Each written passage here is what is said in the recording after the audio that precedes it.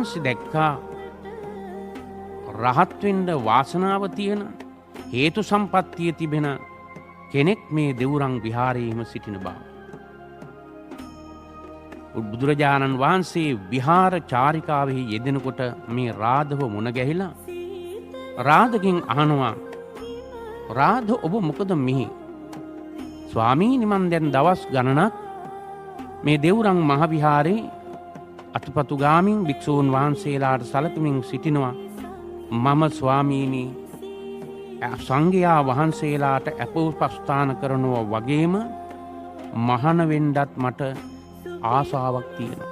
ඔන්න ඒ අවස්ථාවෙහිදී බුදුරජාණන් වහන්සේ භික්ෂූන් වහන්සේලාව රැස් කරලා අහනවා, මහණෙනි මේ රාධ බ්‍රාහ්මණ පුත්‍රයාගෙන් යම්කිසි විශේෂ උපකාරයක් ලැබපු කවුරු හරි